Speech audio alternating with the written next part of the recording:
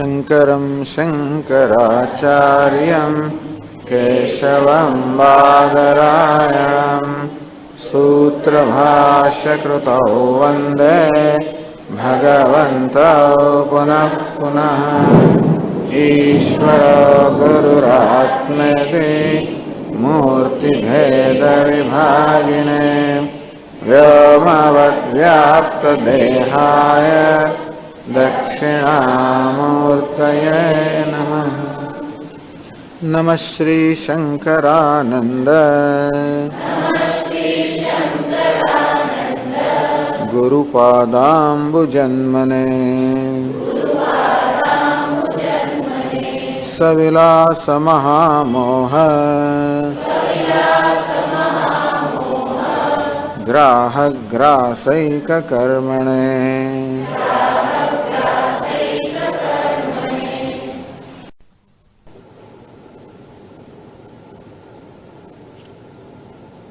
सूरतायस्म श्लोक थी। शोधितस्त्वं पदार्थो यः कूटस्थो ब्रह्मरूपताम्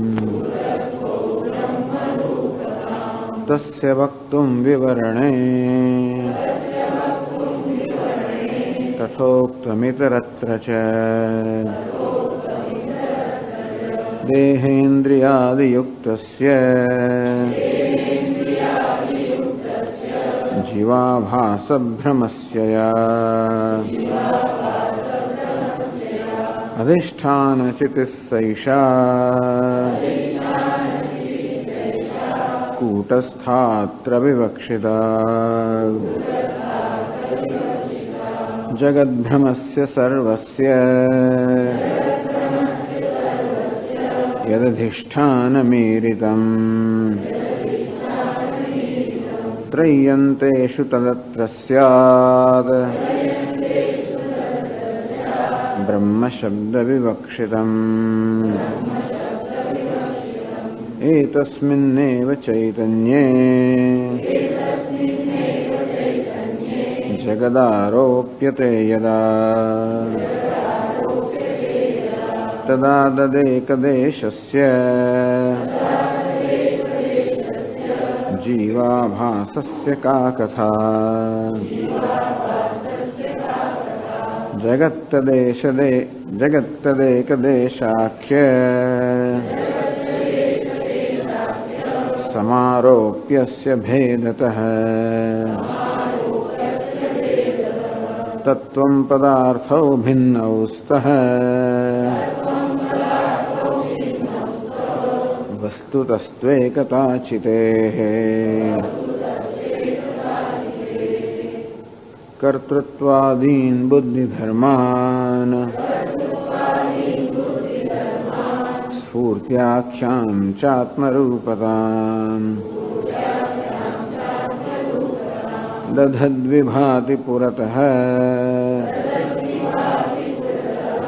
आभासोतो भ्रमो भवेत्।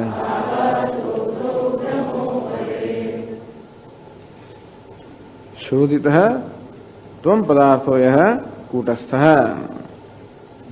આમ બુદ્ધિ વગેરે ઉપાધિથી જેને જુદો પાડવામાં આવ્યો છે એમના સાક્ષી રૂપે એ ત્વમ પદાર્થ એટલે કે ત્વમ કે અહમ કે હું શબ્દનો જે અર્થ છે એને જ કૂટસ્થ કહેવામાં આવે છે.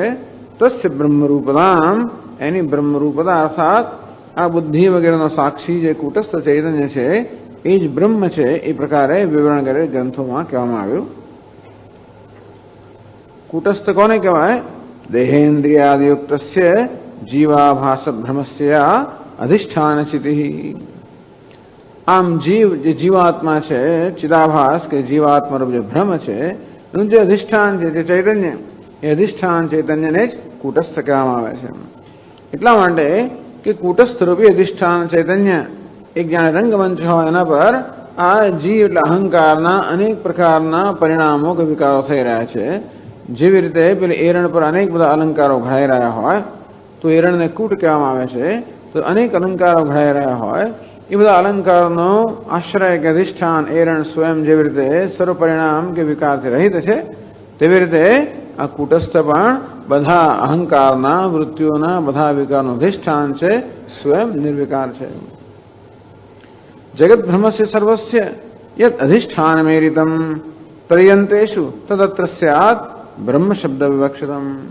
અને તે રીતે ત્રયંતેષુ વેદાંતોમાં સમક્ષ ભ્રમ સર્વસ્ય જગત ભ્રમસ્ય, આ સમગ્ર જગત રૂપી એક ભ્રમ છે. એક આ જીવ કે ચિદાભાસ રૂપી ભ્રમ છે, વ્યક્તિગત ભ્રમ અથવા વ્યષ્ટિ ભ્રમ, અને એક આ સમગ્ર જગત રૂપી ભ્રમ છે.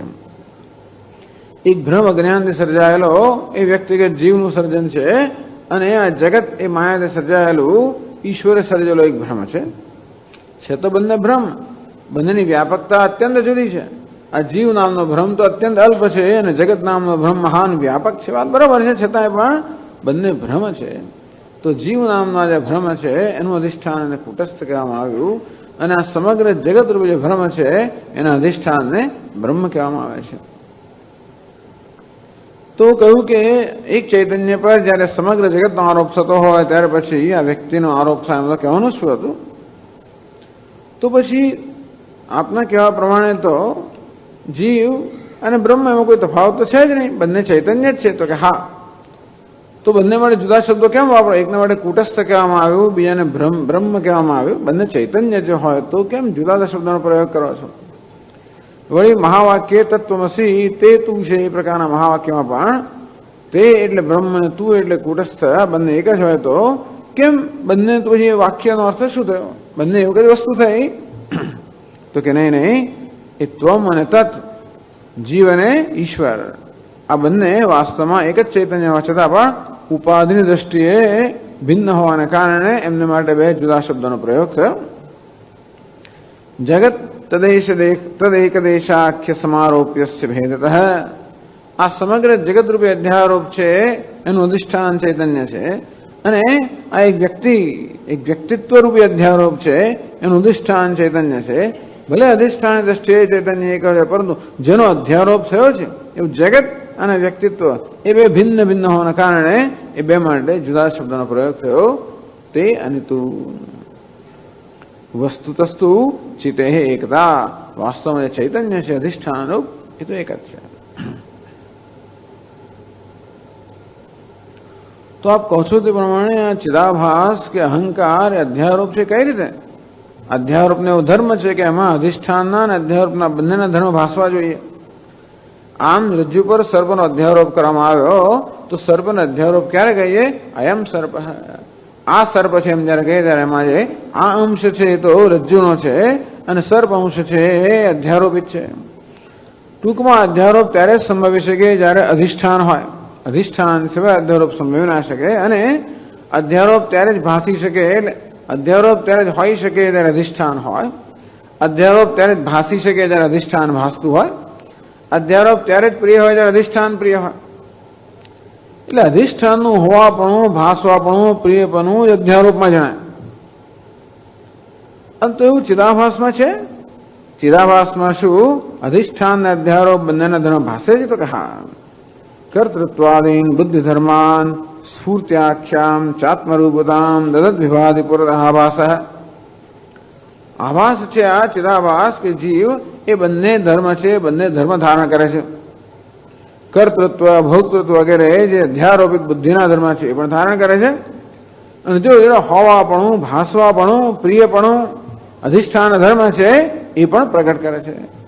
આમ જયારે આપણે અહંકારનું જ્ઞાન થાય ત્યારે એક સાથે કર્તૃત્વનું જ્ઞાન થાય, હું કરતા છું, ભોગતા છું, સુખી છું, દુઃખી છું, આ પ્રકારે ચિદાભાસનું કે જીવનું જયારે પણ જ્ઞાન થાય થતું જ હોય છે, ત્યારે એમાં જે હું છું એ તો અધિષ્ઠાન અંશ છે, અને આ કર્તા, ભોગતા, સુખી, દુઃખી એ અધ્યારોપ અંશ છે. આ બંને અંશનું સાથે જ્ઞાન થાય તો જ એ અધ્યારોપ હોઈ શકે. નર્યું સાપનું જ્ઞાન થાય અને આપણાનું જ્ઞાન ન થતા, કે જે આપણું જે ચર્ચા કરી પ્રમાણે મારી સમક્ષ પદાર્થ છે એ સમક્ષપણું તો રજ્જુનું છે. એટલે સર્વમાં જે સમક્ષપણું છે રજ્જુમાંથી આવે છે. તો તે રીતે ચિદાભાસમાં જે હોવાપણું છે, ભાસવાપણું છે, પ્રિયપણું છે, તો અધિષ્ઠાન ચૈતન્યમાં ત્યાં માટે એ ચિદાભાસ ભ્રમ છે. તો હવે ચર્ચા આગળ ચલાવે છે 53મા શ્લોકથી. અસ્ય ભ્રમસ્ય કેમ કારણમ, આ ચિદાભાસ રૂપે જે ભ્રમ છે એનું કારણ શું? ઇતિ આકાંક્ષાયામ બુદ્ધ્યાદિ સ્વરૂપ અપરિજ્ઞાનમેવ. આપણે કહ્યું કે આ ભ્રમ પણ એક તો ભ્રાંતિ તાદાત્મ્ય, ભ્રાંતિજમ તાદાત્મ્યમ, સહજમ તાદાત્મ્યમ, કર્મજમ તાદાત્મ્યમ. તાદાત્મ્ય ત્રણ પ્રકારના કયા? એમાં આ સ્થૂળ દેહ અને સૂક્ષ્મ દેહનો સ્થૂળ દેહ સાથેનો સંબંધ છે તાદાત્મ્ય, એ કર્મથી જન્મેલું છે. અને આ સૂક્ષ્મ દેહનો ચૈતન્ય સાથે તાદાત્મ્ય છે એ સહજ સ્વભાવથી જન્મેલું છે. જે સૂક્ષ્મ દેહ અને આત્મા સાથે તાદાત્મ્ય છે એ ભ્રાંતિથી જન્મેલું છે. એક જ સૂક્ષ્મ દેહ એનું ત્રણ સાથે તાદાત્મ્ય, એક તો સ્થૂળ દેહ સાથે, બીજું પ્રતિબિંબિત ચૈતન્ય સાથે, અને ત્રીજું આત્મા સાથે. તો આ જે ભ્રમ છે એ જન્મ્યો છે તાદાત્મ્યમાંથી. તાદાત્મ્ય અર્થાત બેના ધર્મને જુદા ન પાડી શકવાના કારણે જ્યાં બે છે ત્યાં એક માની લેવામાં આવે એ પ્રકારનો ભ્રમ. અસ્ય ભ્રમસ્ય કિમ કારણમ ઇતિ આકાંક્ષાયામ બુદ્ધ્યાદિ સ્વરૂપ અપરિજ્ઞાનાદેવ. આ બુદ્ધિ વગેરે અનાત્માને અનાત્મા ન જાણવાને કારણે એમને પણ આત્મા માની લેવામાં આવે. જે અનાત્મા છે અને અનાત્મા ન જાણીએ અને આત્મા માની લઈએ એનું નામ ભ્રમ. અને આત્મા છે એને પણ વાસ્તવિક ન જાણીએ અને એને અનાત્માના ધર્મો ધરાવનારો જાણીએ, આ પ્રકારનો ભ્રમ. તેથી આ જ્યાં બે વસ્તુ છે ત્યાં આગળ એકનો ભ્રમ થાય છે. એ બંનેનો ભેદ છે, ભેદ ન પારખી શકવાના કારણે બેને એક માની લેવામાં આવે. જેમ કે લોખંડ અગ્નિનો અને અગ્નિ, લોખંડનો ગોળો અને અગ્નિ બે જુદા તત્વો છે, પરંતુ અગ્નિ જયારે લોખંડમાં વ્યાપ્ત થાય ત્યારે એક આગનો ગોળો બને. અને જો આપણે જ્ઞાન ના હોય કે આગનો ગોળો, તો આ બે જુદા તત્વોનો સંયોગ તાદાત્મ્ય છે એવું જ્ઞાન ના હોય તો બેને એક માની લેવામાં આવે. જ્યાં બે છે ત્યાં ભેદ છે, ત્યાં અભેદ ભ્રમ. અને તો શું કરવું પડે? તો લોખંડના ગુણ જાણવા પડે અને અગ્નિના ગુણ જાણવા પડે, અને બુદ્ધિમાં એ બંનેને આપણે જુદા પાડવા પડે, અને ત્યારે આપણે લોખંડને લોખંડ રૂપે, અગ્નિને અગ્નિ રૂપે ઓળખીએ. તો એ ચર્ચા હવે શરૂ કરે છે 53મા શ્લોક. કહે છે કા બુદ્ધિ કોયમા ભાસ, કા બુદ્ધિ કોયમા ભાસ, કો વાત્માત્ર જગત કથમ, કો વાત્માત્ર જગત કથમ, ઇત્યનિર્ણયતો મોહ, ઇત્યનિર્ણયતો મોહ, સોયમ સંસાર ઇષ્યતે, સોયમ સંસાર ઇષ્યતે. કા બુદ્ધિ, આ બુદ્ધિનું સ્વરૂપ શું છે? કોયમ આભાસ, આ પ્રતિબિંબનું સ્વરૂપ શું છે? કો આત્મા, આત્માનું શું સ્વરૂપ છે? અત્ર જગત કથમ, આ જગત છે ક્યાંથી આવ્યું? આ જગત જે ભાસી રહ્યું છે કેવી રીતે ભાસી રહ્યું છે? કોના પ્રકાશથી ભાસી રહ્યું છે? આ જગત જે છે એ કોને કારણે છે? ઇતિ અનિર્ણયતઃ, આમ જગત જે છે એ સ્વયં તો કે એ ભાસે છે, પોતાના પ્રકાશથી ભાસે છે. આ જગત છે એ પોતાની સત્તા જે છે એવું માની લેવામાં આવ્યું. જેમ કે આ ઘડો પૂછી શક્યા, ઘડો જે છે એ કોને કારણે છે? કોને કારણે ભાસે છે? તો ઉત્તર તો એ છે કે ઘડો માટીને કારણે છે, અને માટીને કારણે ભાસે. એવું ન જાણીએ ત્યારે એમ જ મને ઘડાની સ્વયં સત્તા છે, ઘડા સ્વયં સ્ફુરી રહ્યો છે. તેમ આ જગતની સત્તા કોને કારણે છે? જગત સ્ફુરી રહ્યું છે કોને કારણે? તેવી જ રીતે કો આત્મા, જેને હું કહેવામાં આવે છે વાસ્તવમાં છે શું? આત્મા એટલે હું. તો શું છે જેને આપણે હું કહીએ છીએ, અથવા જેને હું કહીએ છીએ એનું વાસ્તવિક સ્વરૂપ શું છે? આ હું શબ્દ છે, આપણે જયારે હું શબ્દનું અન્વેષણ કરીએ ત્યારે આ હું ક્યાં જઈને અટકે? અનિર્ણય, એનો નિર્ણય કરવામાં આવતો નથી. અને તેથી ક્યારેક દેહને હું કહેવામાં આવે, ક્યારેક ઇન્દ્રિયોને હું કહેવામાં આવે, ક્યારેક મનને હું કહેવામાં આવે, ક્યારેક બુદ્ધિને હું કહેવામાં આવે, અહંકારને હું કહેવામાં આવે, હવે હું કહેવામાં આવે. પરંતુ હું શબ્દનો વાસ્તવિક શું અર્થ થવો જોઈએ એનું એ વિશે ક્યારે આપણે નિરાંતે બેસીને વિચાર નથી કરતા કે આ હું એ શું છે? એમાં બદલાયા વગરનું તત્વ કયું છે? ક્યારેક કરતા, ક્યારેક ભોગતા, ક્યારેક સુખી, ક્યારેક દુઃખી, આમ સતત જે બદલાયા કરતું હોય છે એનું રૂપ, એમાં એનું વાસ્તવિક રૂપ કયું છે? એમાં ન બદલાતો અંશ કયો છે? શેને કારણે કરતા છે, ભોગતા છે, સુખી છે, દુઃખી છે, ભાસે છે વગેરે? આમ આત્મા એટલે કે હું, એનું વાસ્તવિક સ્વરૂપ શું? આ બધી વિશેષતાઓ કોને કારણે છે? તો અધ્યાય રૂપે છે નિર્વિશેષ પર. આમ આત્મા એટલે નિર્વિશેષ ચૈતન્ય, નિર્વિકાર ચૈતન્ય, એ સમજના હોવાના કારણે. કોયમ આભાસ. આ આભાસ એટલે શું છે? એનું શું સ્વરૂપ છે? તો કે અંતઃકરણની અંદર આ આત્માનું ચૈતન્યનું પ્રતિબિંબ પડ્યું, એને આભાસ કહેવાય. એ આત્મા નથી. તો પ્રતિબિંબને આપણે સૂર્ય માની લઈએ તો ડોલના પાણીમાં પડેલા પ્રતિબિંબને સૂર્ય માની લેવામાં આવે તો કેવું થાય? તેને જેવું જ કંઈક છે. તે તો અંતઃકરણ રૂપી જળ છે, એમાં આ આત્મા રૂપી સૂર્યનું જાણે પ્રતિબિંબ પડ્યું હોય, એમાં ચિદાભાસ છે. એ તો સ્વાભાવિક વસ્તુ છે. આમ જળનું અને પેલા પ્રતિબિંબનું તાદાત્મ્ય સહજ છે. જળનો સ્વભાવ છે કે સૂર્યને પ્રતિબિંબિત કરે છે, અને તે રીતે અંતઃકરણનો સ્વભાવ છે કે ચૈતન્યને પ્રતિબિંબિત કરે. એ સહજ વસ્તુ છે. તો પ્રતિબિંબને પ્રતિબિંબ ન જાણવામાં આવે, એને બિંબ માની લેવામાં આવે. એટલે કે છે કોયમ આભાસ. આભાસનું શું સ્વરૂપ છે? કા બુદ્ધિ. અને જેમાં પ્રતિબિંબ પડે છે, માધ્યમ એટલે કે બુદ્ધિ કે સૂક્ષ્મ શરીર કે અંતઃકરણ, એનું શું સ્વરૂપ છે? એને પણ ન જાણીએ અથવા એને આત્મા માની લેવામાં આવે. અંતઃકરણને પણ આત્મા માની લેવામાં આવે એટલે અંતઃકરણની વૃત્તિઓ સુખ દુઃખ વગેરે વૃત્તિઓને આત્મા માનવામાં આવે. એના પછી નિર્ણય જન્મે, હું સુખી છું, હું દુઃખી છું. આ બુદ્ધિને બુદ્ધિ રૂપે જાણીએ, બુદ્ધિમાં પડેલા પ્રતિબિંબને ચિદા એ રીતે જ જાણીએ, અને એ બિંબ સ્વરૂપ ચૈતન્ય આત્મરૂપે જાણીએ, તો આપણે બરોબર જાણ્યું કહેવાય. આ પ્રકારનો નિર્ણય નથી. ટૂંકમાં આ બધા વિષયના નિર્ણયો બદલાયા કરે. ક્યારેક બુદ્ધિને હું અનાત્મા પર કહું છું, બુદ્ધિ વિશે પણ મારો નિર્ણય નથી. ક્યારેક બુદ્ધિને હું કહું અને ક્યારેક બુદ્ધિને તું કહું. આ મારું મગજ ઠેકાણા નથી. આજે મનને શું થઈ ગયું એમ કહું ત્યારે મને હું અનાત્મા કહું છું, દૃશ્ય કહું છું. અને ઘણી વાર હું સુખી છું, દુઃખી છું, મૂળમાં છું વગેરે, ત્યારે શું મનને હું કહું છું? આ મન એટલે કે બુદ્ધિ, એના વિશેનો કોઈ નિર્ણય નથી. ચિદાભાસ વિશેનો નિર્ણય નથી. જગત વિશેનો નિર્ણય નથી. આત્મા વિશેનો નિર્ણય નથી. એટલું જ નહીં, પરંતુ એ છે એમના કરતા એમને જુદા જ માની લેવામાં આવે છે. એમના વિશે અનેક પ્રકારના ભ્રમ ભરેલા ખ્યાલ સેવામાં આવે છે. એ અનિર્ણય મોહ. મોહ એટલે અવિવેક. જે વસ્તુ જે છે તેના કરતા તેને વિપરીત કે જુદી રીતે જાણવી. આમ રજ્જુને રજ્જુ રૂપે જાણવાના બદલે સર્પ રૂપે જાણવું હોય નામ છે મોહ કે અવિવેક. અંતે રીતે બુદ્ધિને અનાત્માને બદલે આત્મરૂપે જાણવી. આત્માને કુટસ્થને બદલે પરિવર્તનશીલ કે વિનાશી જાણવો. આ બધો મોહ છે. સ્વયં સંસાર ઈશ્યતે. બસ અને જ તત્તસ્ય નિવર્તનીયત્વાય અનર્થ હેતુતામાં. ભલે એમાં શું વાંધો છે? કોઈ કહે કે ભલે ને એવું રહ્યું, ભલે બી હું બુદ્ધિને બુદ્ધિ ના જાણતો, જેમ જાણતો, એમાં શું વાંધો? તો કે નહીં, સ્વયં સંસાર ઈશ્યતે. આને કારણે જ આ બધું દુઃખ છે.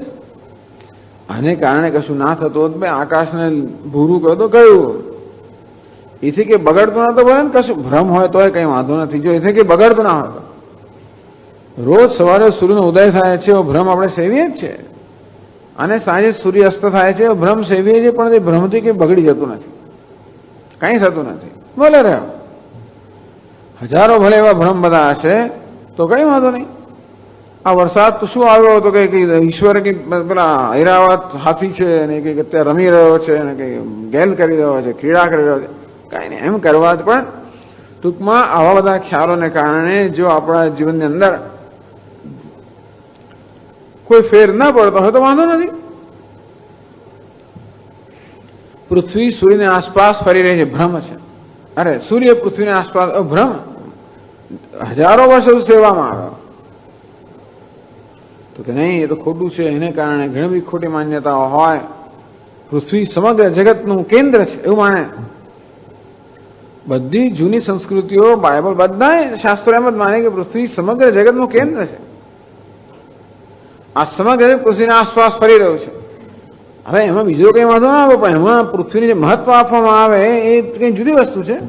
જયારે ખબર પડે કે પૃથ્વી સૂર્યની આસપાસ ફરે છે અને સૂર્ય વળી બીજાની આસપાસ ફરે, એમ કરી ત્યારે ખબર કે આ પૃથ્વી તો કશું જ નથી. ખ્યાલ બદલાઈ ગયો ને.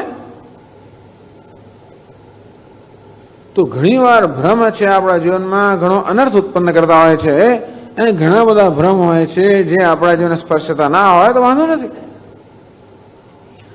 પણ આત્માનો, અનાત્માનો, ચિદાભાસનો, બુદ્ધિનો, જગતનો આ બધો ભ્રમ તો બહુ અનર્થ ઉત્પન્ન કરે છે. જગત જે સત્ય નથી, મિથ્યા છે, અર્થાત અધ્યારોપિત છે અને સત્ય માનવામાં આવે, તો પછી જગતમાં જે સુખ સલામત દેખાય એને પણ સત્ય માનવામાં આવે.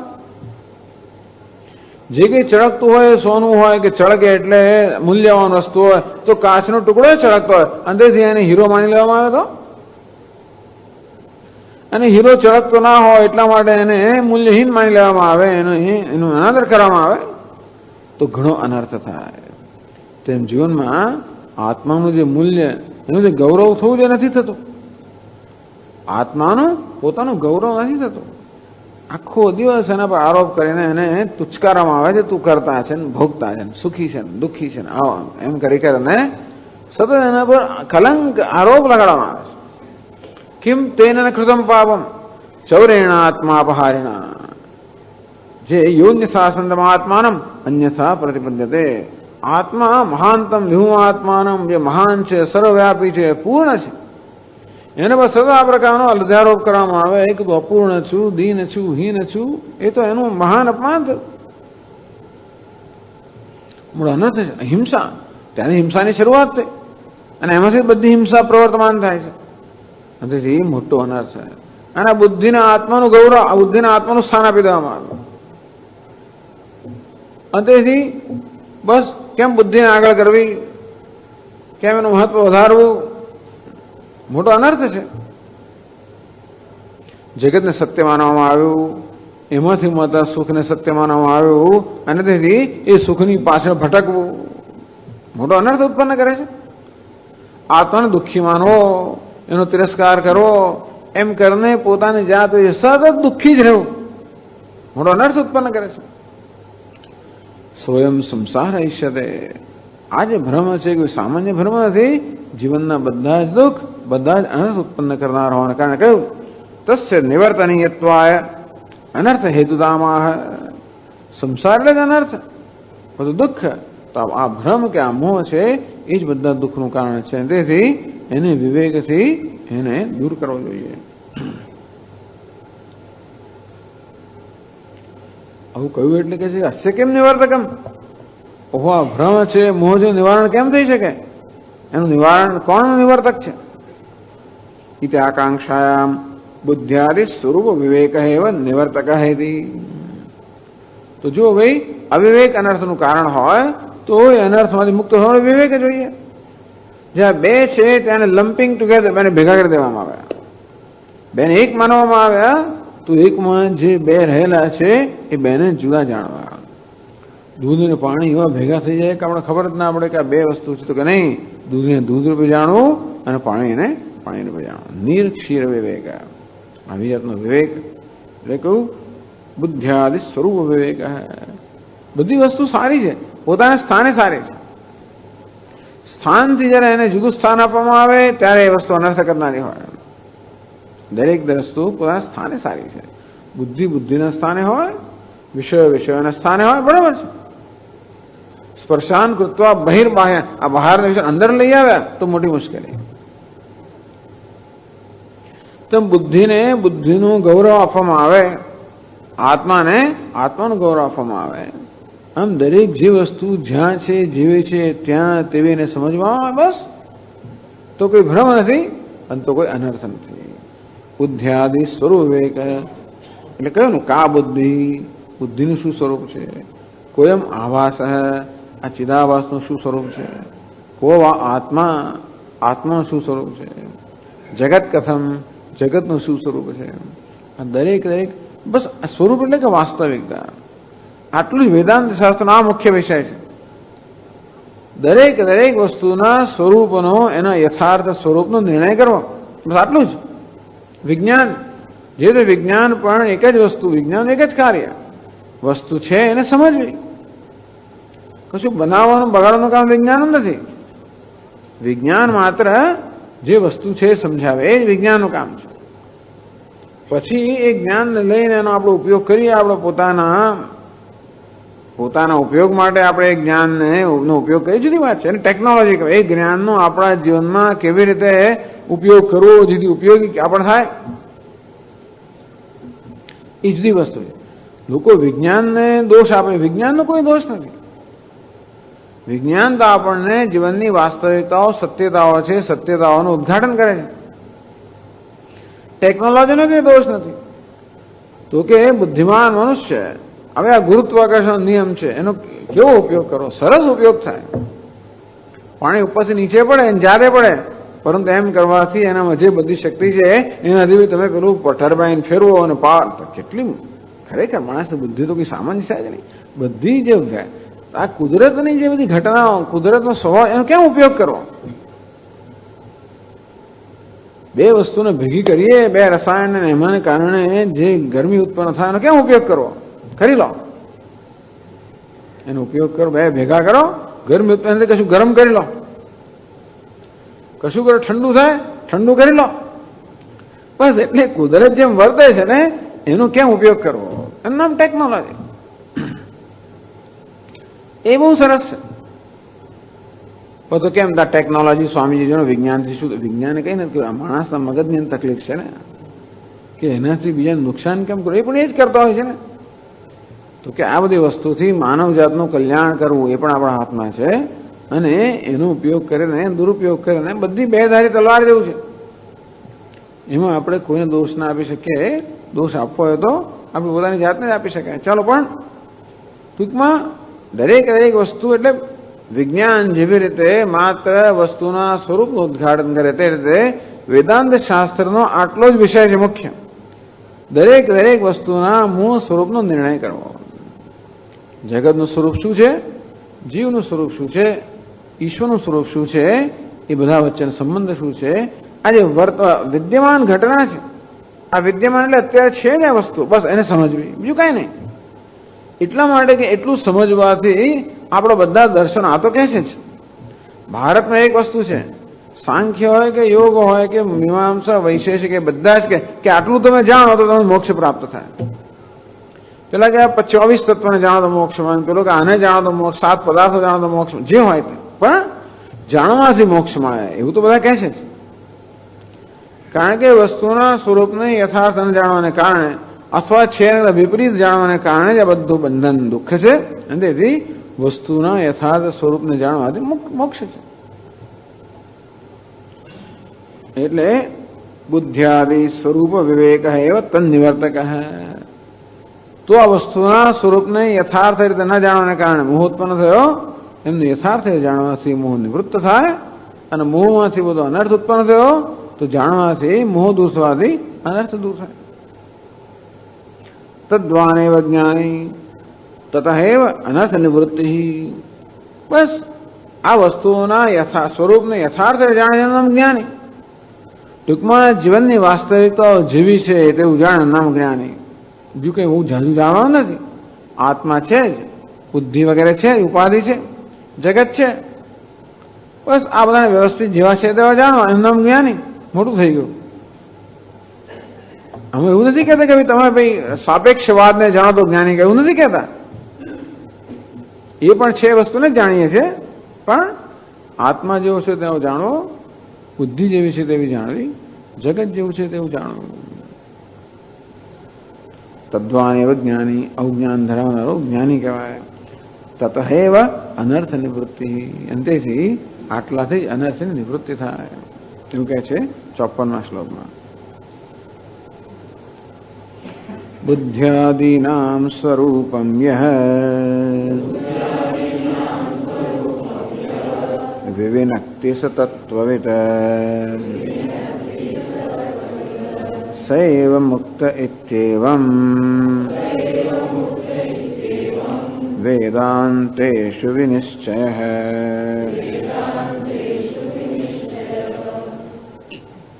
બુદ્ધ્યાદીનામ સ્વરૂપમ યહ વિવિનક્તિ.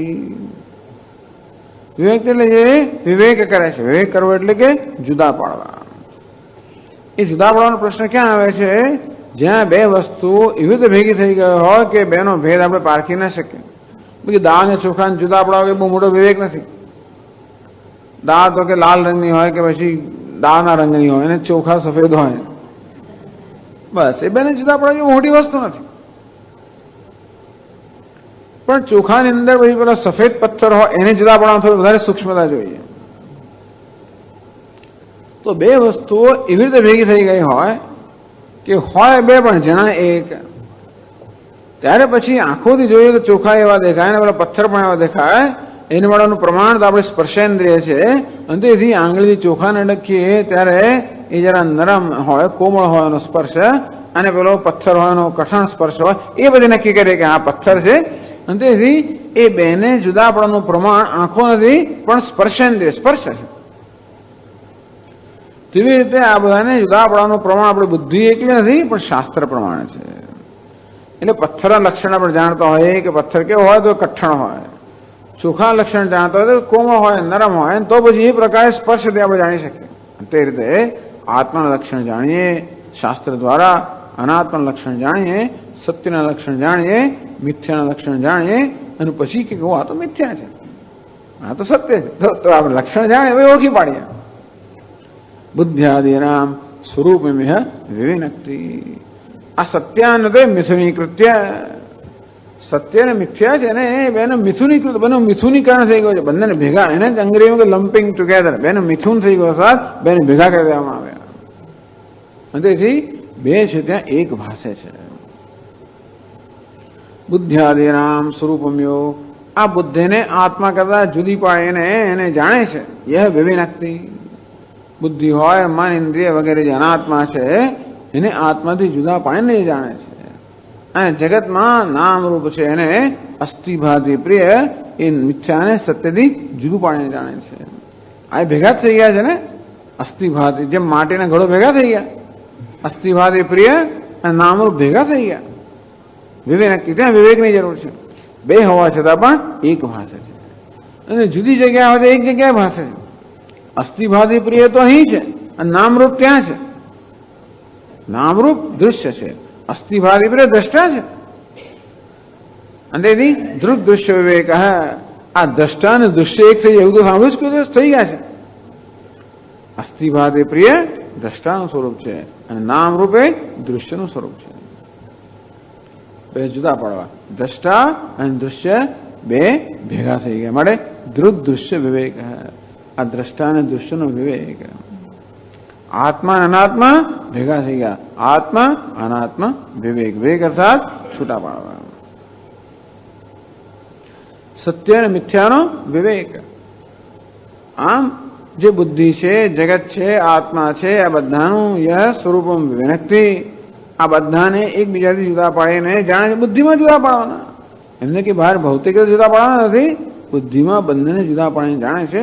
સતત્વવિદ, બસ એને તત્વવિદ કહેવાય, એને જ્ઞાની કહેવાય. સૈવ મુક્ત, બસ આટલું જ્ઞાન પ્રાપ્ત થવાથી બધા અનર્થ દૂર થઈ ગયા. તો આ જ્ઞાન ન હોવાને કારણે વિપરીત જ્ઞાન જે ભ્રમ છે, ભ્રમને કારણે જે અનર્થ બધા જન્મ્યા હતા એ ભ્રમ દૂર થવાથી ભ્રમથી જન્મેલા અનર્થ દૂર થઈ જાય. જેમ સર્પના ભ્રમને કારણે અનેક પ્રકારનો ભય, કંપારી વગેરે છૂટ્યું હોય અને એ સર્પનો ભ્રમ દૂર થઈ જાય, રજ્જુ છે એવું જ્ઞાન થાય તો ભય, કંપારી બધું જતું રહે. આ તે રીતે આ જગતને સત્ય માનવાને કારણે જે અનેક પ્રકારનો ભય જન્મ્યો, આત્માને અલ્પ માનવાને કારણે અનેક પ્રકારનું જે દુઃખ જન્મ્યું, અનેક ગ્રંથિઓ જન્મી, એ બધી દૂર થઈ જાય. સૈવ મુક્ત હૈ. આમ તત્વવિદ, આ તત્વનો જે જ્ઞાતા છે એ બધા અનર્થથી મુક્ત. મુક્તિ શેમાંથી મેળવવાની? અનર્થમાંથી મુક્તિ. તો ભ્રમમાંથી અનર્થ જન્મે, ભ્રમમાંથી મુક્ત થવાથી અનર્થમાંથી મુક્તિ. હવે આપણે ક્યાંથી નક્કી કર્યું? ઇતિ એવમ વેદાંતેષુ વિનિશ્ચય. આ પ્રકારે વેદાંતોમાં, ઉપનિષદોમાં, એટલે વેદાંત માટે બહુવચન વાપરવામાં પ્રયોગ કરવામાં આવ્યો.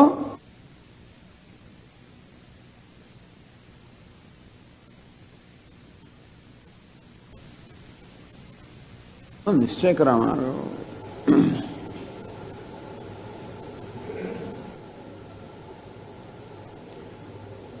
એવમ બંધ મોક્ષયો અવિવેક મૂલત્વે સતી. આમ બંધ છે એનું મૂળ કયું? અવિવેક. અને મોક્ષ મૂળ વિવેક. ટૂંકમાં મોક્ષ એટલે ભ્રમ નિવૃત્તિ. બંધન માત્ર ભ્રમની ઉપજવાના કારણે એક માત્ર ખ્યાલ જ છે મનનો. મનનો ખ્યાલ જ છે કે હું અલ્પ છું. બીજું શું છે? કઈ નથી. હુંમાં અલ્પતાનું નામ નિશાનો તો કંઈક સચ્ચાઈ એવામાં, પણ હું અલ્પ છું એ માત્ર મનનો ખ્યાલ છે. હું એકલો અટુલો છું માત્ર મનનો ખ્યાલ છે. બીજા બધા કદાચ જુદો છું માત્ર મનનો ખ્યાલ છે. અને આ બંધ જે છે એ ભ્રમ છે.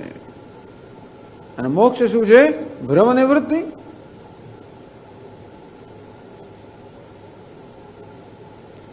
આવું હોય તો જ અદ્વૈત સિદ્ધ થાય. જો સંસાર સાચો હોત, જન્મ સાચો હોત, ભ્રમ બધું સંસાર બધું સાચું હોત તો અદ્વૈત સિદ્ધ ના થાય. અને તો કોઈ મોક્ષ મળે પણ નહીં. જે પ્રકારનો મોક્ષ આપણે ઈચ્છીએ છીએ ને એ કોઈ દિવસ મળે નહીં. આપણો એવો આપણી મોક્ષની વ્યાખ્યા એ છે કે બધા પ્રકારના અનર્થમાંથી, દુઃખમાંથી, બંધનમાંથી નિવૃત્તિ. કોઈ પ્રકારનું બંધન ના જોઈએ, કોઈ પ્રકારની પરતંત્રતા ના જોઈએ, કોઈ પ્રકારનું દુઃખ ના જોઈએ. એવું ત્યારે જ થાય જયારે વસ્તુ ખોટી હોય ને તો કોઈ જોડે જાય જ નહીં. જે વસ્તુ સાચી હોય ને તો ગમે તે કરો તો જાય જ નહીં. દુઃખ જો સાચું હોત તો કોઈ દાડો એનું આપણે નિવારણ ના કરીએ. કદાચ એને હસડી શકીએ, એને કદાચ ટાળી શકીએ, પાછું આવે, જતું ના રહે. તો અલ્પતા છે, એકલતા છે, દુઃખ છે, આ બધી વસ્તુ જો સત્ય હોત તો એ વસ્તુને આપણે ટાળી શકત નહીં. કદાચ એ સત્ય હોત તો આપણે એમનો રંજ પણ ના હોત. હું એકલો છું, બીજા બધા કદાચ જુદો છું, અલ્પ છું, એ મારે માટેની હકીકત જો હોત, એ મારી વાસ્તવિકતા તો કદાચ એનામાં રંજ હોત નહીં. અગ્નિ ગરમ હોવામાં સુખી છે અને તે ચિંતા નથી, અને બરફ ઠંડો હોવામાં સુખી છે. એટલે શું હોઈએ તો સુખી મહત્વનું નથી. જેવા છે તેવા આપણે હોઈએ તો સુખી હોઈએ. જેવા વાસ્તવિક પછી એવું છે ને, અગ્નિ પેલા બરફની સ્પર્ધા કરે, ઠંડો થવા જાય, ને બરફ પેલાની સ્પર્ધા કરે, ગરમ થવા જાય, ત્રાસ થઈ જાય. પછી એવું થઈ જાય. પાણીને એમ કે ચાલો અગ્નિ સ્પર્ધા કરું ને ગરમ ગરમ થયું, બિચારું ઉકળાય ને પછી ઉડી જાય ને શું શું થઈ જાય ને. જે છે એવું ને તો સુખી છે. સુખી થવા માટે કશું હોવાની જરૂર નથી. જેવા છે તેવા હોવાની જરૂર છે, બસ એટલું જ છે. આમ જળ શીતળ છે તો સુખી છે, અગ્નિ ગરમ છે તો સુખી છે, પૃથ્વી ગોળ છે તો સુખી છે, સૂર્ય તેજસ્વી સુખી છે. જેવા છે તો એમને કંઈ રંજ નથી. પૃથ્વીને એમ નથી કે હું સૂર્ય જેવી ચળકું, એવું કંઈ નથી. એને સ્વસ્થ છે. આમ દરેક જણ પોતે જેવા છે તેવા સુખી છે. કુદરતમાં ક્યાંય દુઃખ નથી, બધા સુખી છે. એક આ માણસને તકલીફ છે કે પોતે છે એને કરતા પોતાને વિપરીત રીતે જાણે છે, તેથી દુઃખ છે. આમ સ્વસ્વરૂપ અવસ્થાનમ, પોતાના સ્વરૂપમાં નિષ્ઠા હવે હું જેવો છું તેવો વર્તું, તેવો રહું તો સુખ છે. ટૂંકમાં આપણને દુઃખ ગમતું નથી, અલ્પતા ગમતી નથી. એનો અર્થ એ થયો કે આપણું સ્વરૂપ ના થવું જોઈએ, નહીં તો આપણને એનો વિરોધ ના હોય. તો અટક્યો પણ નથી. તમે પણ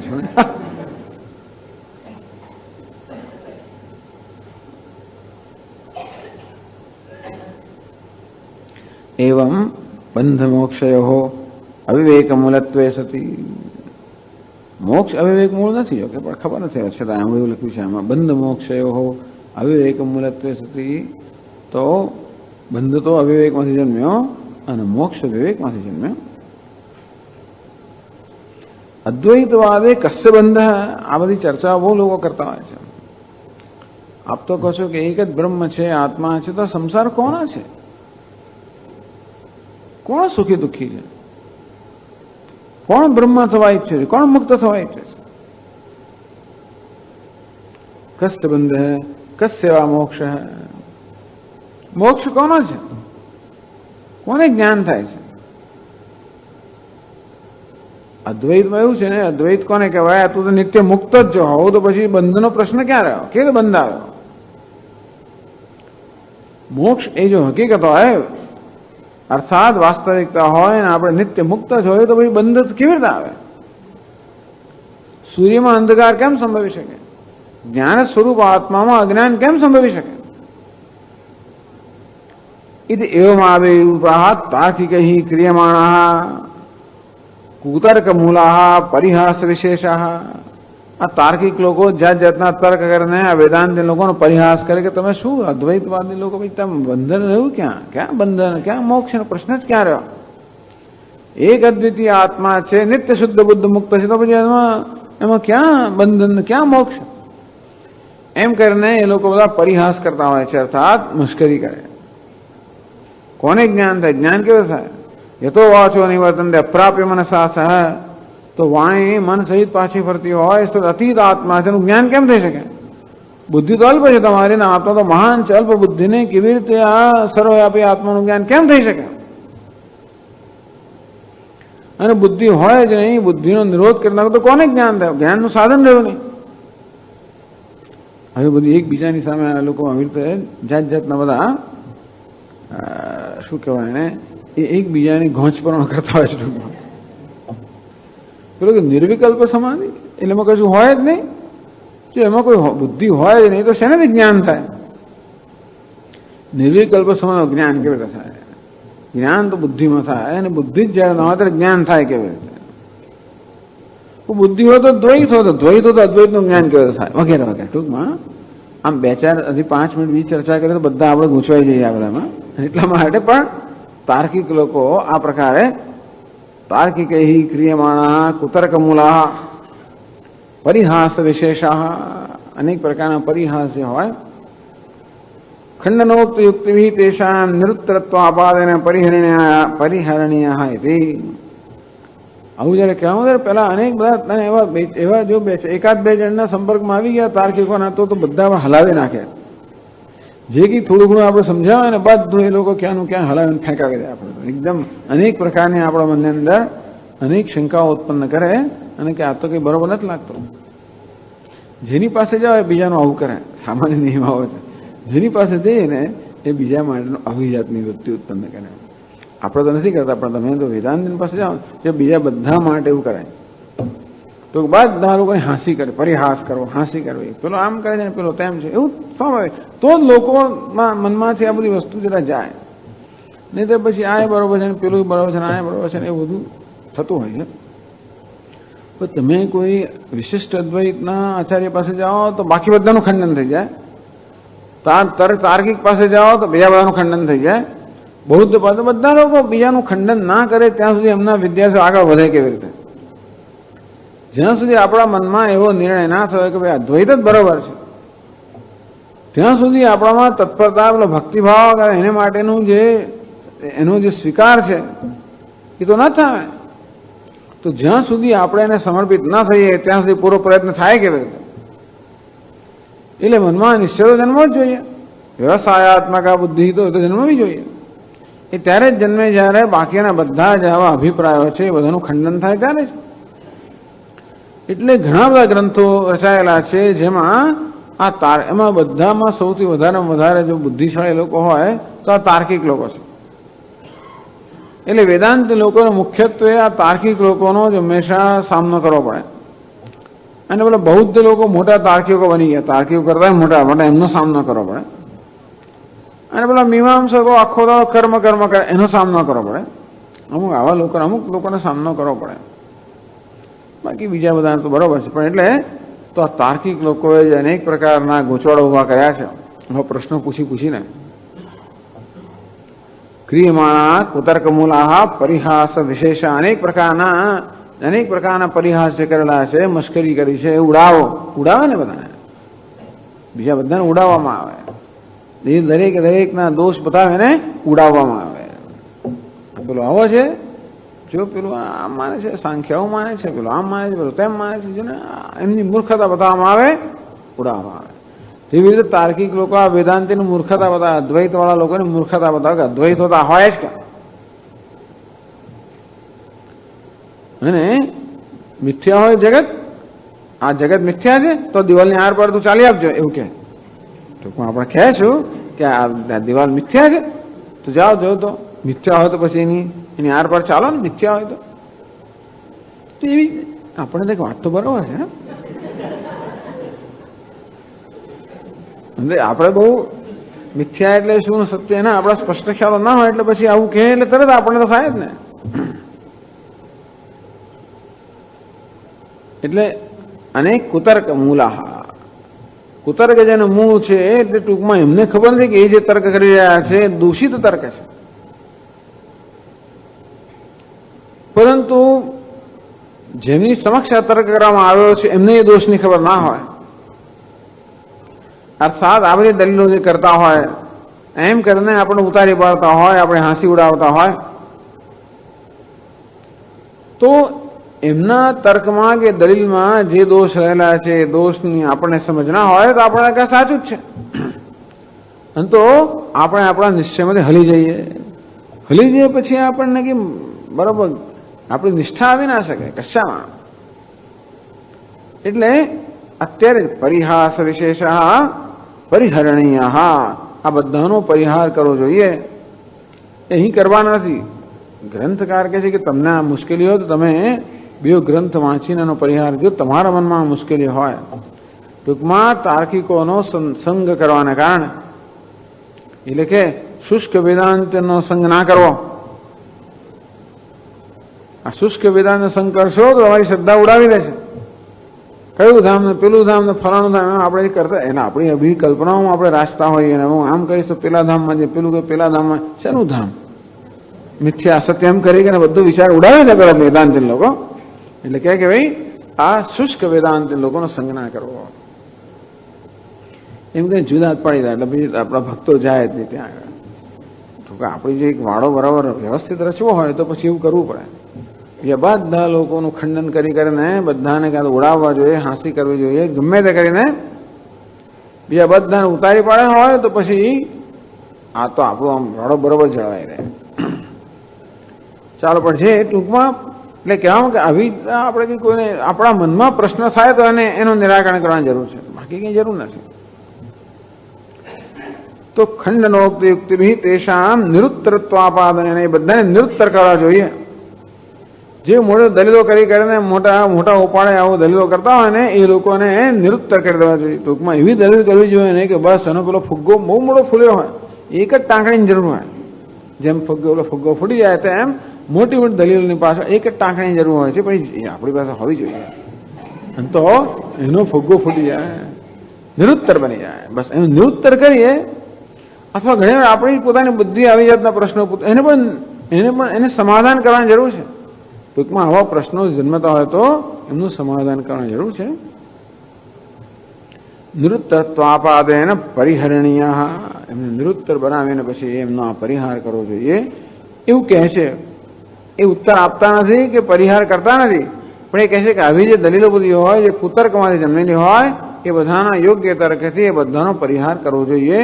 એમ કરીને આપણા મનમાં અદ્વૈત વિશે કોઈ પ્રકારની શંકાઓ જન્મી હોય એ બધી શંકાઓનું સમાધાન કરવું જોઈએ. એ એટલું જ કહે છે 55 શ્લોકમાં એવું કહે છે. એવં ચ સતિ બંધ સ્યાદ, એવં ચ સતિ બંધ સ્યાદ, કસ્યેત્યાદિ કુતર્કજા, કસ્યેત્યાદિ કુતર્કજા, વિડંબના દૃઢં ખંડ્યાઃ, વિડંબના દૃઢં ખંડ્યાઃ, ખંડનોક્તિ પ્રકારતઃ, ખંડનોક્તિ પ્રકારતઃ. એવં ચ સતી, આવું જયારે હોય ત્યારે, એટલે કે બંધન છે એ અવિવેકને કારણે છે અને મોક્ષ એ વિવેકનું પરિણામ છે, આવું છે. તેથી જો બંધન વાસ્તવિક હોત એટલે આત્મા ખરેખર બંધાયેલો હોત તો એને બંધન ઉત્પન્ન કરનાર કોઈક વસ્તુ હોવી જોઈએ, તો અદ્વૈત શક્ય નથી. બે વસ્તુ હોય તો બંને એકબીજાને બાંધે કે એકબીજાને પરિચ્છિન્ન કરે છે. બે સ્વતંત્ર વસ્તુ હોય તો આ જ્યાં છે એક ત્યાં તો બીજું ના હોય, બીજું હોય ત્યાં એક ના હોય, આમ પ્રત્યેક એકબીજાને મર્યાદિત કરે. ખુરશીની ટેબલ બે જુદી વસ્તુ હોય તો ખુરશીમાં ટેબલ પણ નથી, ટેબલમાં ખુરશી પણ નથી. આમ પરસ્પર અભાવ, અન્યોન્ય ભાવના કારણે બંને એકબીજાને મર્યાદિત કરે. બંને એકબીજાને અંગૂઠા દેખાડજો, તારી પાસે પેલું મારી પાસે આનંદ, એમ કરી કરીને બંને દુઃખી કરે, દુઃખી થાય. આવું થવાનું છે. તો જો દ્વૈત હોય તો બરાબર છે, પણ વેદાંત લોકો અદ્વૈત પણ ઈષ્ટ છે. ના, દ્વૈત તો છે જ નહીં. અરે અદ્વૈત જ હોય તો પછી બંધન ક્યાંથી આવે, મોક્ષ ક્યાંથી આવે? કોનો બંધન છે, કોનો મોક્ષ છે? કારણ કે મોક્ષ નિત્ય સિદ્ધ હોય તો જ પછી અદ્વૈત શક્ય છે. અત્યારે આપણે મુક્ત હોઈએ અત્યારે તો જ કોઈ દસમો છું કે દસમો હોય તો જ જડે, નહીં તો જડે જ નહીં દસમો એને. આવું તો કઈ હોતું હશે? દસમાને શોધે? આ કેવી મૂર્ખતા ભરી વાત કરો તમે. વાત તો સાચી, દસમાને શોધે એવું કેવી રીતે બની શકે? બની શકે અજ્ઞાનને કારણે, ભ્રમને કારણે. અને તો આ બધા પ્રશ્નો એક જ ઉત્તર છે, કયો તો કે ભ્રમ. એવમ ચ સતી બંધસ્યાત કસ્ય, જો ભાઈ તમારા કહેવા પ્રમાણે એક અદ્વિતીય આત્મા એ જ માત્ર સત્ય છે તો કોનો બંધન છે? બંધન કરનારું કોણ એને? આત્મા જ્ઞાન સ્વરૂપ હોય તો એનું અજ્ઞાન આવ્યું ક્યાંથી? અજ્ઞાન કોણે ઉત્પન્ન કર્યું? શા માટે અજ્ઞાન છે? જે બધું નિત્ય મુક્ત જગતની સર્જનની જરૂર છે. જગત શું કામ સર્જાયો? આપ કહો છો કે આત્મા તો નિત્ય મુક્ત છે અજ્ઞાનને કારણે, શું કામ અજ્ઞાન જરૂર શું હતી અજ્ઞાનની? આખો સંસાર અજ્ઞાન સર્જાયો, અજ્ઞાનની શું જરૂર હતી? સર્જાયો તો આવો કેમ સર્જાયો? દુઃખ શું કામ સર્જાયું? મૃત્યુ શું કામ બન્યું? દુઃખ શું કામ છે? અજ્ઞાન શું કામ છે? અને પ્રશ્નો ઉત્તર આપવા જાઓ ને તો બીજા પ્રશ્નો કરીને તમે ગૂંચવાડી જ નાખે કે આ પ્રશ્નોનો ઉત્તર નથી. હોત તો બરાબર છે, પણ એવા પ્રશ્નો છે જેનો ઉત્તર નથી. અને આપણે બિચારા આપણને એમ કે નહીં અદ્વૈત સિદ્ધિમાળા બધાનો આપણે ઉત્તર આપીએ તો આપણે ગૂંચવાયા જ કરે, વધારે આપણે ગૂંચવાઈએ. એમ કરી કરીને એવી જાતની સ્થિતિ ઉત્પન્ન કરે કે આપણે લાગે કે આ બધું કઈ બરોબર નથી. તો આ બધું ખંડનનું કામ જે લોકો કુશળ છે ને એમને સોંપવું જોઈએ. અને એમણે જે ખંડન કર્યું છે, જરૂર પડે તો એમણે જે રીતે ખંડન કર્યું છે એ બરોબર અભ્યાસ કરવો જોઈએ, જેથી આપણા મનમાં કોઈ પ્રકારના સંશય રહે નહીં. બધી વસ્તુ બધા ના કરી શકે, આપણે જરૂર નથી. આપણને આમાં શ્રદ્ધા છે તો પૂરતું છે. એટલું ખરું કે આપણે એટલી માત્રામાં સ્પષ્ટતા મેળવવી જોઈએ જેથી કોઈ આવીને આપણે જરા વારની અંદર હલાવી ના નાખે, આપણી શ્રદ્ધા ડગી ના જાય. એટલે આપણામાં સ્પષ્ટતા હોવી જોઈએ, એટલી બુદ્ધિની થોડીક સૂક્ષ્મતા કે એટલી કુશળતા હોવી જોઈએ. એટલું ખરું. આખું બુદ્ધિ પર જ રચાયેલું હોવાના કારણે બુદ્ધિમાં એટલા પ્રકારની સૂક્ષ્મતા કે કુશળતા હોવી જોઈએ. પછી આપણે બહુ કંઈ કરવાની જરૂર નથી. આપણે ક્યાં દુનિયાને આખી બધી આપણે ક્યાં દુનિયાનો ઉપદેશ કરવાનો છે? તો બહુ મુશ્કેલી છે, તો બહુ બધું જોઈએ. પોતાનું રક્ષણ કરવા માટે આપણને થોડા શસ્ત્ર જોઈએ, પણ જો કોઈના પર હુમલો કરવો તો બહુ બધા જોઈએ. તેમ જેનો ઉપદેશ કરવાનો તો બહુ બધા શસ્ત્રો જોઈએ. ખાલી આપણે જાણવાનું હોય તો એટલી જરૂર ના આપણા પૂરતું. કસ્ય બંધસ્યાત ઇત્યાદિ કુતર્કજાહ વિડંબનાહ, આ બધી વિડંબનાઓ, આ બધા પરિહાસ, આ બધી હાંસી, આ બધું જે થયેલું છે એ કુતર્કમાંથી જન્મેલી વસ્તુ છે. અને અનેક બધા ગૂંચવાડા ઉત્પન્ન કરવામાં આવે કુતર્કમાંથી જન્મેલા છે. દૃઢમ ખંડ્યા, એ બધી વિડંબનાનું બધા કુતર્કમાંથી જન્મેલા જે ગૂંચવાડા છે એ બધાનું દ્રઢપણે ખંડન કરવું જોઈએ. એટલે પછી થોડું કાચું ના રાખવું જોઈએ, બાકી ના રાખવું જોઈએ, પછી કોઈ ઊભું થાય. જો ગૂંચવાડો છે એ ગૂંચવાડાને આપણે પૂરેપૂરું દૂર ના કર્યા હોય અને એમાં કંઈક રહી ગયું હોય તો પછી પાછો ગૂંચવાડો ઊભો થાય. આ વસ્તુ છે જે આપણને ગૂંચવાડો ઉત્પન્ન દુઃખ આપે એને તો દ્રઢપણે એને બરોબર નિર્મૂળ કરી નાખવી જોઈએ. નહીં તો પછી આવ્યા જ કરે, પછી ઊભું થાય. તો ક્યાં કેવી રીતે એને દ્રઢપણે કેમ ખંડન કરીએ? ખંડનોક્તિ પ્રકારતઃ, એ ગ્રંથની વાત કરે છે જેનું આ એક જ કામ છે. ખંડન ખંડ ખાદ્ય, આવો ગ્રંથ રચાયો છે. શ્રી હર્ષ મિશ્ર પ્રતિપાદિત ખંડન યુક્તિ વ્યવસ્થિત ખંડનમ યુક્તમ ઇતિ દ્યોતયતિ. હર્ષ મિશ્ર નામના એક મોટા વિદ્વાને આવો ગ્રંથ રચ્યો, ખંડન ખંડ ખાદ્ય. તો ખંડન એ જ એના માટે ખંડ ખાદ્ય છે. ખંડ અર્થ થાય ગોળ, એવો પણ અર્થ થાય જે ખાદ્ય છે. તો ખંડન રૂપી ખાદ્ય, ખંડનમાં જ આનંદ આવે છે ને, ગોળ ખાય તો આનંદ આવે ને. આ ખંડ ખાદ્ય છે એ તો આનંદથી ખાવાની વસ્તુ છે. તો ખંડન જે આનંદથી ખાવાની વસ્તુ થાય, ખંડનમાં આનંદ આવે, ખંડન આનંદ આપનારું છે. ખંડન ખંડ ખાદ્ય એવો ગ્રંથ રહે છે શ્રી હર્ષ નામના. હવે એમની માટે એવી કથા પણ કહેવાય છે, આગળ કહીએ છે કદાચ, કે આ એટલા મોટા વિદ્વાન હતા કે એમણે એક ગ્રંથ રચ્યો આવી જાતનો. હવે એવું છે ને કે ગ્રંથ રચાયો હોય તો એ ગ્રંથને વિદ્વાનોની સંમતિ મળવી જોઈએ, તો જ આપણો ગ્રંથ માન્ય ગણાય, નહીં તો માન્ય ના ગણાય. તો જ લોકો પછી એનો અભ્યાસ કરે, વાંચે. મુક્ષો, જિજ્ઞાસો કે બીજા વિદ્વાનો ક્યારે ગ્રંથનો આપણો પ્રચાર ક્યારે થાય? આપણે ગ્રંથને પહોંચાડવા માંગીએ તો પહોંચે ક્યારે? જ્યારે વિદ્વાનોની સંમતિ હોય ત્યારે.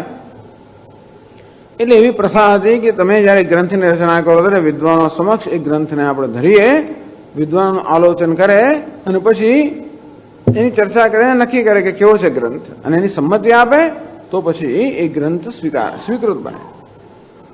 તો હર્ષ મિશ્ર આ વિદ્વાને તો ગ્રંથ રચ્યો અને વિદ્વાનો પછી એ ગ્રંથ રચીને એના ગુરુજી હતા, પછી ગુરુજી પાસે શીખ્યા હશે, ગ્રંથ રચ્યો અને વિદ્વાન સમક્ષ મૂક્યો. બધા લોકોને હાંસી ઉડાવ્યું કે આ તો અક્કલ વગરનું છે બધું. બિચારા હર્ષ મિશ્ર બહુ દુઃખી થઈ ગયા. ગુરુજી પાસે આવે કે જુઓ મેં સરસ ગ્રંથ રચ્યો, આ લોકો બધા એને હાંસી ઉડાવે છે કે આ તો કઈ આનું તો કોઈ મોં માથું જ નથી, આ શું રચ્યું, શું લખ્યું તમે? ત્યારે ગુરુજી કહે છે કે તું એક કામ કર, 6 મહિના સુધી બપોરે રોજ દહીં અને રીંગણ ખાતો રોજ. આ બંને આપણી બુદ્ધિને સ્થૂળ બનાવનારા છે, તમો ગુણની વૃદ્ધિ કરનારા છે. દહીં અને રીંગણ. એમને તે વખતે પેલા ટિંડોળાની ખબર નહીં હોય, જે હોય આપણી બુદ્ધિને સ્થૂળ બનાવનારા છે. 6 મહિના સુધી આખા પછી ગ્રંથની રચના કરે ફરી વાર. તો 6 મહિના સુધી એમણે આવું કર્યું. એમની બુદ્ધિ થોડીક જરાક જે એકદમ તીવ્ર અને સૂક્ષ્મ હતી એમાંથી થોડીક બુઠ્ઠી થઈ, પછી ગ્રંથની રચના કરી. એ ગ્રંથનું નામ થયું ખંડન ખંડ ખાદ્ય, અને પછી વિદ્વાનો સમક્ષ ધરવામાં આવ્યો અને વિદ્વાનો ખુશ થઈ ગયા, આનું નામ ગ્રંથ કહેવાય. ટૂંકમાં એણે રચેલા ગ્રંથ, એ ગ્રંથને સમજી શક્યો કે વિદ્વાન જ નહોતો. તેથી એ સમજે એવી જાતનો ગ્રંથ રચાય એવો ખંડન ખંડ ખાદ્ય છે. ટૂંકમાં પહેલા પાનાથી છેલ્લા પાના સુધી ખંડન કરવામાં આવ્યું છે. કોણ? નૈયાયિક લોકોનું.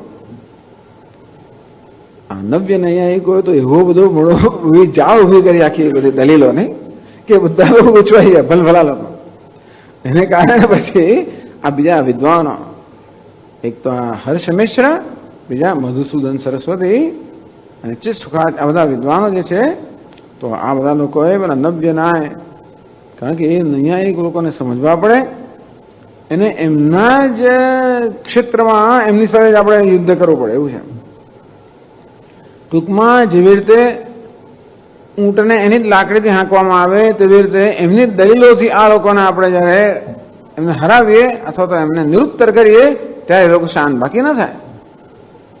એટલે આ બધો ન્યાય, એમની બધી દલીલો બરોબર જાણવી જોઈએ, એમાંના દોષને બરોબર સમજવા પડે અને એવી અસરકારક રીતે દલીલ કરવી પડે કે પેલો નિરુત્તર થઈ જાય.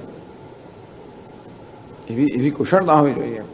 જેમ કે જ્યોર્જ બર્નાર્ડ શો, નાના માણસ, અને એક નાની ગલીમાંથી ચાલતા હશે અને સામેથી 4 મોટા મોટા પહેલવાન લોકો આવતા હતા. એટલે પેલા લોકો આને જોઈને મશ્કરી કરવા માંડી. આખી નાની ગલી હતી, સાંકડી ગલી, એટલે 4 જણા હતા, એટલે પછી જગ્યા જ નથી બર્નાર્ડ શોને જવાની. એટલે પેલા કહે છે, પેલા 4 જણા આની મશ્કરી કરતા કે we don't give way to the fools, મૂર્ખ લોકોને માર્ગ નથી આપતા, પેલા કહે છે. તો જ્યોર્જ બર્નાર્ડ શો ખસી ગયા દિવાલને, એકદમ દિવાલને લગોલોપ છે કે પણ હું તો આપું છું. એટલે પેલા નિરુત્તર થઈ ગયા. આવી જાતની કુશળતા હોવી જોઈએ. ટૂંકમાં દુનિયામાં આ બધી જરૂર છે, કારણ કે જાત જાતના લોકો સાથે તમારે વ્યવહાર કરવાનો હોય. આ બધામાં ખંડનોક્તિ પ્રકારતઃ, આમ ખંડન ખંડ ખાદ્ય નામના ગ્રંથમાં જે પ્રકારે આ બધા તાર્કિક લોકોને નિરુત્તર, જે યુક્તિઓથી નિરુત્તર કરવામાં આવે છે, એ યુક્તિઓથી આ તાર્કિકોએ કુતર્કમાંથી જન્માવેલા આ બધા જે ભ્રમ છે કે બધા ગૂંચવાડા છે, એ બધાનું દ્રઢપણે ખંડન કરવું જોઈએ. અંતે આપણી બુદ્ધિમાં બરાબર સ્પષ્ટતા હોવી જોઈએ કે અદ્વૈત સિદ્ધાંત એ જ એકમાત્ર સિદ્ધાંત છે, બીજો કોઈ સિદ્ધાંત નહીં. પછી એવું નહીં કે અદ્વૈત બરોબર પેલો, એવું નહીં. એકમાત્ર સિદ્ધાંત છે, એ જ યોગ્ય સિદ્ધાંત છે, એ જ તર્ક સંગત છે. બીજી કોઈ વસ્તુ તર્કયુક્ત છે પણ નહીં. આ પ્રકારની સ્પષ્ટતા એકવાર જો ન હોય, જરૂર પડે તો એ ગ્રંથનો અભ્યાસ કરી લો. પંચદશીમાં તકલીફ પડતો ઘનખંડ ખાધો તો ક્યાં પ્રશ્ન જ રહ્યો, વાંચી જ ના શક્યા વાક્યો આપણે તો. છતાં એટલે કહેવામાં આવ્યું કે જરૂર પડે તો આ પ્રકારની યુક્તિઓથી આ બધા આ જે ગૂંચવાડાઓ છે એ ગૂંચવાડાઓને દૂર કરીને સ્પષ્ટતા પ્રાપ્ત કરવી જોઈએ.